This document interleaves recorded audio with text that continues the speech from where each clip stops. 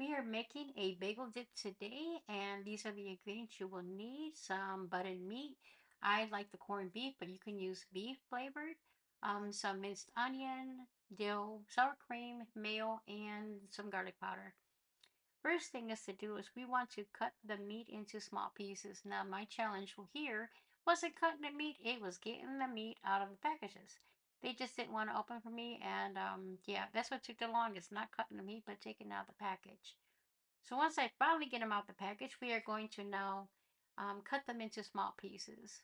And I'm just stacking them. You could do however you want. You could even put through the small hand choppers and just let the chopper do the work. I tried that. It didn't work well for me. So I'm doing it by hand. It only takes less than 5 minutes to do anyway. So, and we're just going to cut. And yes, my hand is not holding down the meat correctly. It's very dangerous that I was doing it like that. That's not normal for me. So, but please be careful of your fingers when you are cutting the meat.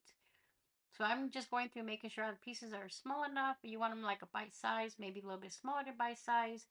And then now I'm just going to go through and try to break the pieces apart, which is not easy enough. It's not easy because they want to stick together. And so I'm going to do this for a few minutes just to see if I can get them to come apart. So then we can move on to the next step. And this is such an easy recipe. Everything will be on my website, ruthiecancook.com. So you can go over there and check it out. So the first thing we are going to do is we're going to start measuring out our sour cream. And it's about a cup and a half of sour cream. And my sour cream was just not acting right. It was kind of cold, so it wasn't coming out of the container the way I wanted it to, nice and smooth. And I even whipped it before, but anyways, I was just having one of those days cooking. But I did get them measured out, and I just noticed I wasn't fully in frame, and so sorry about that. But it is a cup and a half of sour cream. Again, full recipe and everything will be on my website, ruthiecancook.com, along with hundreds of other recipes. So once I get this done and in the bowl, I will move on to then measuring out the mayonnaise, which was a little bit easier to do.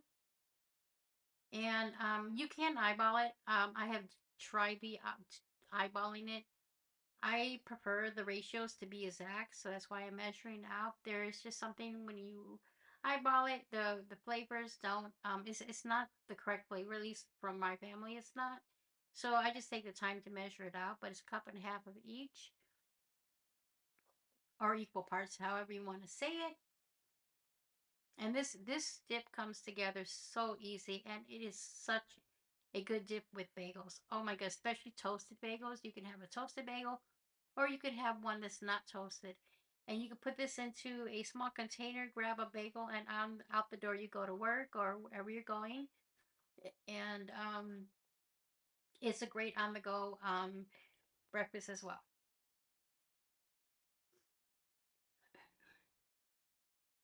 So I'm just measuring out the mayonnaise right now, and we're almost done, guys. This is a very easy recipe. I don't make it often. It's that's not as often as my family would like it, but when I do make it, it doesn't last but a few days in my house. So I have doubled the recipe before, but I just try to do the single serving of it. So in the bowl goes the mayonnaise now, and then we're gonna mix everything together in a minute. And I do use spatula to get all the remaining sour cream mayonnaise off my measuring cups. So add in the garlic. Then we're going to add in the diced onions.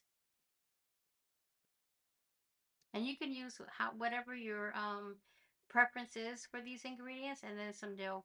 Um, the measurements and everything will be on my website, ruthcancook.com.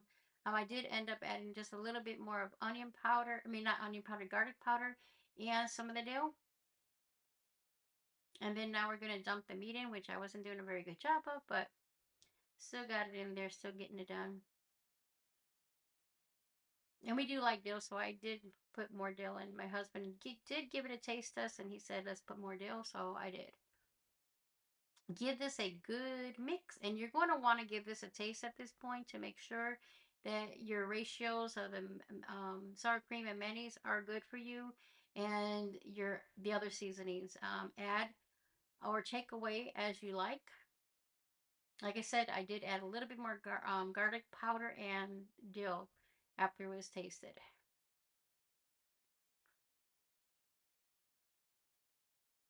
I'm just trying to get all everything I can off my spoon.